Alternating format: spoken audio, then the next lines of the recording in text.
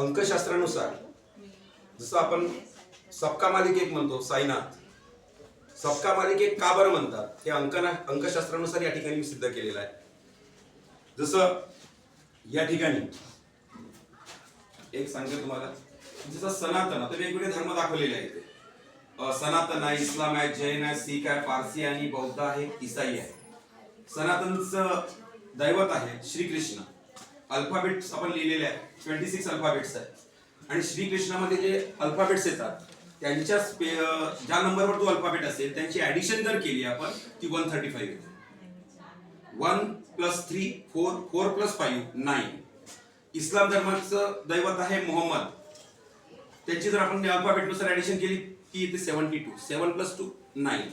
जैन धर्माचे दैवत आहे महावीर, त्यांची सुद्धा ऍडिशन केली ती येते 72. करून पहा तुम्ही, येतच. शीख धर्माचे गुरु नानक, त्यांची सुद्धा ऍडिशन केली ते 108 येते. 108 म्हणजे 1 + 0 = 9. त्यानंतर पारसी धर्माचे आहे झरस्त्रतू, 153. 1 + 5 + 3 9. बौद्ध धर्माचे आहे गौतम, त्यांची अल्फाबेटिकल ऍडिशन जर आपण केली तर 63 येते. 6 + 3 9.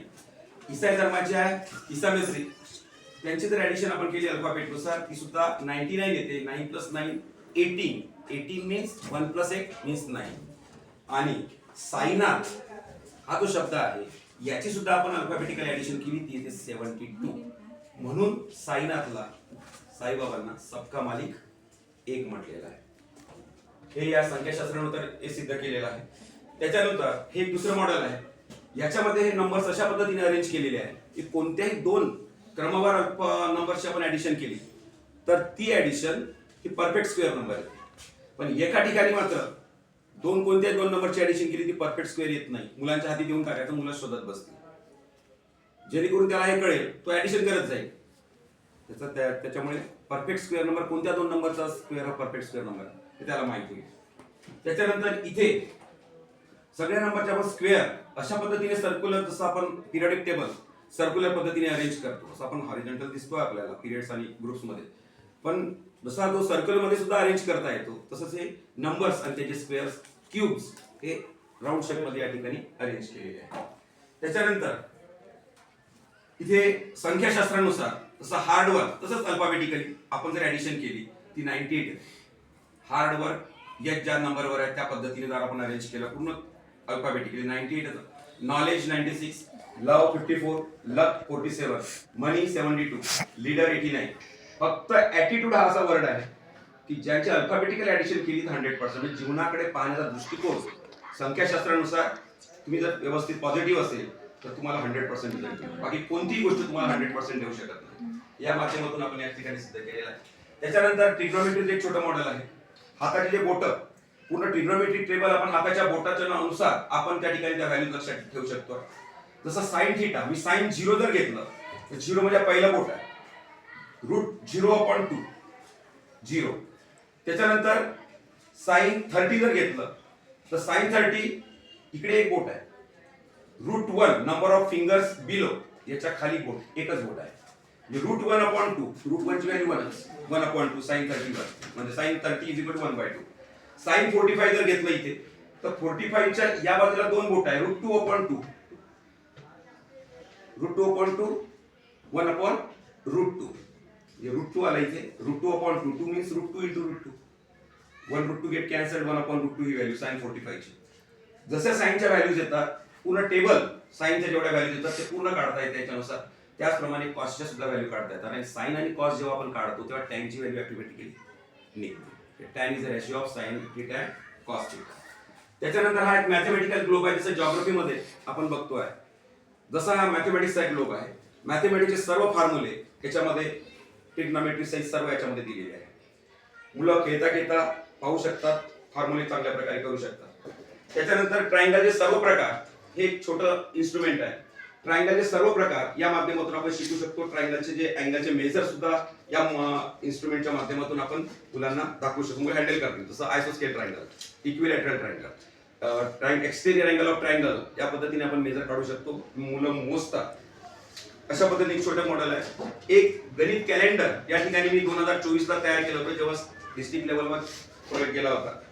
त्यावेळेस जसं 12 महिने असतात जसं आता हे 2024 जानेवारीचं कॅलेंडर आहे. या ठिकाणी 1 हा नंबर, जसा एक नंबर तर सांगतोय तुम्हाला, 1 हा number neither prime nor composite, पण दुसऱ्या महिन्यामध्ये हा 1 नंबर वेगळ्या पद्धतीने शो केलेला आहे. 2 + 0 2, 2 × 2/4 म्हणजे 2/2 मीन्स 1. त्याच्यानंतर इथे 1 इज परफेक्ट स्क्वेअर, 1 चा स्क्वेअर 1, 1 चा क्यूब सुद्धा 1. तोच नंबर 1 हा नंबर किती 12 प्रकारे शो केलेला आहे.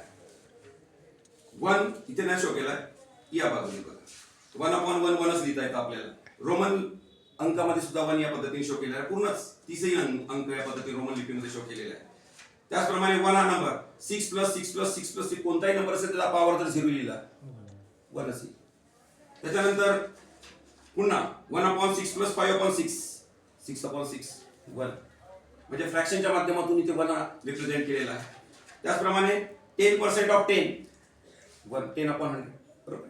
या पद्धतीने 12 प्रकारे इथे 1 हा शो केलेला आहे. पूर्ण 12 प्रकारे 2024 चे कॅलेंडर जर एका वर्षात जर कॅलेंडर बनत असेल, ट्रिग्नोमेट्रीचं सुद्धा या ठिकाणी शो केलेलं आहे. जसं tan 45 ची व्हॅल्यू 1 म्हणजे ट्रिग्नोमेट्रीचा वापर सुद्धा करून आणि प्रत्येक कॅलेंडरवर गणित मॅथमॅटिशियनचं नाव त्या ठिकाणी दिलं गेलेलं आहे. म्हणजे एक नंबर जर 12 प्रकारे आपण शो करत असू तर तेवढ्या प्रॉपर्टीज विद्यार्थ्यांच्या क्लिअर होतात. असं जर कॅलेंडर आपल्या घरी असेल किंवा आपल्या क्लासमध्ये असेल तर निश्चितच मुलांच्या ज्ञानामध्ये याच्यामुळे भर पडतो. त्याच्यानंतर जेवढे काही टाइप्स आहे अँगलचे या डायग्रामच्या माध्यमातून आपण ठिकाणी रिप्रेझेंट करू शकतो. ॲक्यूट अँगल, डिग्री किती, कशा पद्धतीने रिप्रेझेंट करायचं, एक छोटं मॉडेल आहे. आणि वेगवेगळ्या ज्या 3 डायमेन्शनल आकृत्या आहेत त्याचे छोटे छोटे ऑब्जेक्ट्स आहेत, त्याचे फॉर्म्युले या माध्यमातून आपण चार्टच्या माध्यमातून या ठिकाणी शो करू शकतो. एक अँगल मॅन मी बनवलेला आहे, जो अँगल मॅन या ठिकाणी आपण रिप्रेझेंट करतो. आता हे थोडं टाईट करायचं झालं. वेगवेगळ्या प्रकारचे angles, exterior angle, opposite angle, बरोबर आहे, सगळ्या प्रकारचे अँगल्स आपण या ठिकाणी शो करू शकतो वेगवेगळ्या डायमेन्शननी त्याला मूव्ह करून. हे एक छोटं मॉडेल आहे. त्यानंतर इंडिया आणि जपान याच्यामध्ये कॅल्क्युलेशनची पद्धत कशी काय आहे. इंडियामध्ये जे कॅल्क्युलेशन केलं जातं जसं 12 × 40 1 × 1 1 2 + 4 6 आणि 2 4 जा 8 168. आणि जपानमध्ये हीच टेक्निक कशी वापरली गेली आहे ते थोडं लक्षात. 12 आहे ही 1 लाईन आणि ह्या 2 लाईन्स 12 या पद्धतीने रिप्रेझेंट केला. 14 ही एक लाईन आहे आणि 4 असल्यामुळे ह्या 4 लाईन. ज्या ठिकाणी त्या इंटरसेक्ट होतात प्रॅक्टिकली आपण करून पाहू शकतो. ज्या ठिकाणी इंटरसेक्ट होतात ते इंटरसेक्टिंग पॉइंट्स या ठिकाणी घेतले आहे. मधात किती येतात ते बघा, 1 आणि हे 2. इथे ऍक्च्युअली 1 हा इकडे झाला, इकडे 1 2 3 4 5 6 7 8 आणि मधात मात्र या ठिकाणी 2 4 1 2 3 4 हे असं घ्यायला पाहिजे होतं, असं घ्यायला पाहिजे होतं. इथून झालंय हे 4 आणि हे 2 अशा पद्धतीने 6 1 6 8 या पद्धतीने दोन्ही देशामध्ये जे कॅल्क्युलेशनची पद्धत कशी आहे. जपानचे मुलं फास्ट मध्ये कॅल्क्युलेट करतात, हातावर कॅल्क्युलेशन करतात, पण आपल्या इंडियाचे मुलं हाताने पेन्सिलने कॅल्क्युलेशन करायला वेळ लागतो. अबॅकस नावाचं इन्स्ट्रुमेंट त्यांच्याकडे आहे, त्याच्यामध्ये दोन्ही हात कार्यक्षम असतात म्हणून ब्रेन सुद्धा तेवढा डेव्हलप असतो. हा फरक आहे. आपल्याकडे सगळ्या गोष्टी सक्षम असून एकाच हाताने मुलं काम करतात. का बरं असं असतं याच्यावर संशोधन चालू आहे. त्यानंतर एक छोटी एक छोटं इन्स्ट्रुमेंट आहे. खेळता खेळता मुलं प्लस मायनस, सगळ्यात जास्त 10वी पर्यंतच्या मुलांना प्लस मायनस मध्ये खूप मोठी अडचण जाते. मुलं खेळता खेळता प्लस मायनस या ठिकाणी शिकतात. पायऱ्या पायऱ्याचा गेम, समजा -2 वर उभा आहे आणि त्याला -2 मध्ये +4 ऍड केले. प्लस म्हणजे वर झाले आणि -2 मध्ये -4 -6 यायला पाहिजे. तर -2 मध्ये -4 म्हणजे खाली जाईल तो 1 2 3 4 -6 वर. +4 केलं तर 1 2 3 4 +2.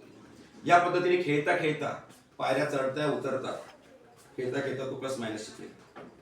माझ्या शाळेमध्ये पायऱ्याच्या नंबर लिहून आम्ही हा प्रयोग करून पाहिला, त्यामुळे लवकर मुलं प्लस मायनस लवकर शिकले. त्यानंतर सर्कलचे सर्व थेरम्स या चार्टच्या माध्यमातून 10वीला आहेत, चार्टच्या माध्यमातून या ठिकाणी रिप्रेझेंट करण्याचा प्रयत्न केला. त्याच्यानंतर हे छोटं इन्स्ट्रुमेंट आहे. पायची व्हॅल्यू 22/7च काय. समजा एका सर्कलचे आपण 22 पार्ट केले आणि दोरीने पूर्ण तो सर्कम्फरन्स आपण मोजला आणि इथून 7 पर्यंत जेवढा पार्ट होतो, जेवढे भाग येतात त्यांनी डिवाइड केलं तर 22/7 22/7 आपल्याला घेता आहे. या पद्धतीने फॉर्म्युला आहे त्याचा.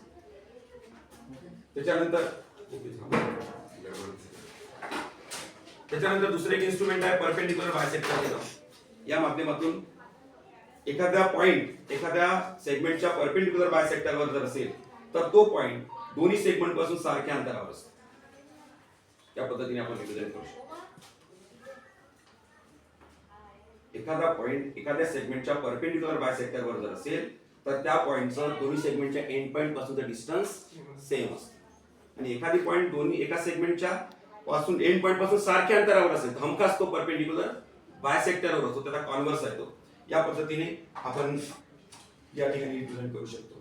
मॅथमॅटिक्स हा असा विषय आहे, या मॅथमॅटिक्स मध्येच memory, accuracy, talent, hard work, enthusiasm, mind, attention, tax, interest, cleverness आणि सिन्सिअरिटी या सर्व गोष्टी समावेश आहे. या सर्व गोष्टी असेल आणि मॅथमॅटिक्स ज्याचा चांगला आहे तो सर्व विषयामध्ये तो मुलगा कुठंच मागे येत नाही. आणि म्हणून मॅथमॅटिक्स चांगलं करण्यासाठी या पद्धतीने इन्स्ट्रुमेंट्स या ठिकाणी बनवले आहेत. त्याच्यानंतर एक दुसरं इन्स्ट्रुमेंट आहे क्वाड्रिलॅटरचे सर्व प्रकार या माध्यमातून आपल्याला शो करता येतात. जसा स्क्वेअर आहे दाखवू शकतो आपण. याच्यामध्ये पुन्हा थोडासा जर आपण चेंज केला तर तो रुंबस सुद्धा होऊ शकतो, तो पॅरलग्राम सुद्धा होऊ शकतो. त्याचप्रमाणे थोडंसं आपण चेंज केला तर पेंटागॉन सुद्धा होऊ शकतो. म्हणजे अशा प्रकारे क्वाड्रिलॅटरचे सर्व प्रकार या ठिकाणी आपण दाखवू शकतो. दुसरं एक इन्स्ट्रुमेंट आहे जसं क्वाड्रिलॅटरचे टाइप्स. सगळ्यात मोठा टाइप पॅरलग्राम आहे. पॅरलग्राम मध्ये पॅरलग्रामच्या विशिष्ट कंडिशनवर पॅरलग्रामचे चारही अँगल जर सारखे झाले तर अपोजिट साइड जर सारख्या झाल्या तर तोच पॅरलग्राम रेक्टँगल बनतो. पॅरलग्रामच्या सर्व साइड जर सारख्या झाल्या, प्रत्येक अँगल जर 90 झाला तोच पॅरलग्राम स्क्वेअर बनतो. बरोबर आहे. अशा प्रकारे आपण या ठिकाणी रिप्रेझेंट करण्याचा प्रयत्न केलेला आहे. त्याच्यानंतर ग्राफ 4 क्वाड्रंटमध्ये डिवाइड झालेला आहे. तो कोणत्या क्वाड्रंटमध्ये कोणते साइन असतात ते सगळ्या या ठिकाणी रिप्रेझेंट करण्याचा प्रयत्न केलेला आहे. अशा पद्धतीने या ठिकाणी